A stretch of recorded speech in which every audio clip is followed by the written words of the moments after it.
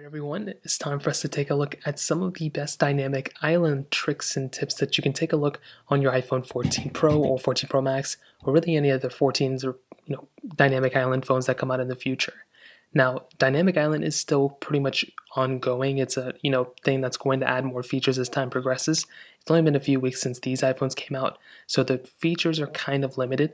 But first of all, if you aren't even familiar, the dynamic island is this little portion up here, and certain applications will now take advantage of it. One of the first ones you can use built within your iPhone is a screen recording app. So if we go and screen record, I'll just use this as an example. Basically, you can see the recording toggle comes up here, and now we can actually interact with it. Now, there's two different ways we can usually interact. There's a tap, which usually we would either open it up like this or open the application. Usually it might open up the application, or we can tap and hold, which will, in this case, open up the same prompt, but it will open up a prompt like this or a quick panel if it's another application. Now, with that out of the way, let's go and load into something more, that some people may end up using, something more like Spotify. So as you can see, if we go and swipe out of that application playing a song, the song will end up showing up here, which is actually really awesome, and that's kind of exactly what we want. So in this case, if we can take a look at this, you can see that up top we have that specific song, and I want you to kind of look closely once more. If we go ahead and actually load into this song, if we click onto it, watch what happens. It loads us right back into exactly where we were. This is exactly one of the cool features of the dynamic island. If you tap onto that application, it'll take us back into that specific application right there. But if we hold it down, it's going to bring us into a quick prompt where we can go and customize it a little bit further. And if we're in an application, like the App Store, and we don't want to go back to that application, we can just go and hold that down here and we can interact with whatever it is. And it doesn't have to be music, things like live sports and other things like that. It could be like this too, which is really awesome. Now, another thing I want to show you that's a really cool trick with Dynamic Island that I saw actually one of the first days when the Dynamic Island was announced was actually that if you swipe out of the Dynamic Island in a different way rather than just swiping up like this, if you swipe it at an angle, it'll actually go into the Dynamic Island at an angle. So let me demonstrate. If I swipe it up at an angle like this, you'll see that it kind of, shot up like that, which is so cool. If I go like that, you can see it kind of went at an angle. It's actually a really cool little nice touch. That was a little bit more obvious. So you can go and do it whichever way you want to, and it's actually kind of satisfying that you can just keep doing it that way. So it seems like if I go a little bit further like that, that seems to be doing it.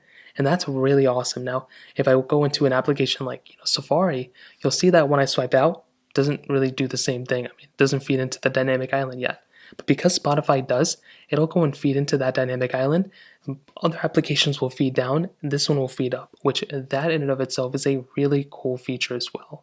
Now, another thing that I saw that I wasn't really too sure, I may have to zoom in for this one, was when you actually swipe over the dynamic island, it kind of gives you the prompt that you can go and kind of minimize what you're doing. Now, it doesn't stop the song or doesn't stop what you're doing, but if you swipe over it like this, if you swipe over like this, right, you can see that as you're swiping over, you can kind of make it bigger or smaller like this, but when you let go, it'll go back to what it was.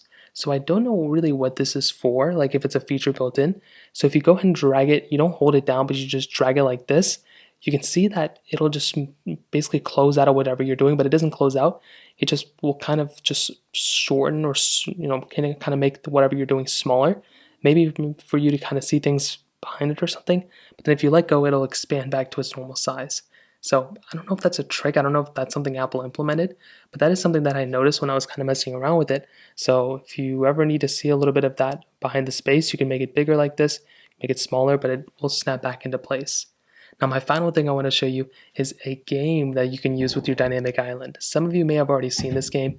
It is a really cool little thing, and this specific thing is called Hit the Island. So you can go and type this into your app store, and just like this, it is called Hit the Island. And basically what this game is, it'll go ahead and convert your dynamic island up here into a little tiny Pong area. So I will say it's not only just for dynamic island. You can also do this for your iPhones that have notches too. So I actually got kind of addicted to it for a little bit. So it's just like a regular game of Pong. You can go and hit it right up there, and then over time it's going to go ahead and just increase your score. So the vibration sensors are great. It's very, very calming. It's kind of too calming in my opinion. It's going to make me sleep in a little bit. And then basically you just go and try to get your high score. So it demonstrates, I mean, it vibrates when it hits the, little dynamic island up there too. It's really, really cool. It's a nice touch. I hope more games take advantage of it, or at least take advantage of utilizing the dynamic island for us to go ahead and, maybe get more information within the game or something like that. You know what I mean? So in terms of that, that kind of covers it up. If you have any other thoughts or questions, let me know in the comment section below. Hit the like button, help me so much, but definitely hit that subscribe button. More important than everything else, I love every single one of you guys. Hopefully I'll catch you guys in the next video. Peace out till then.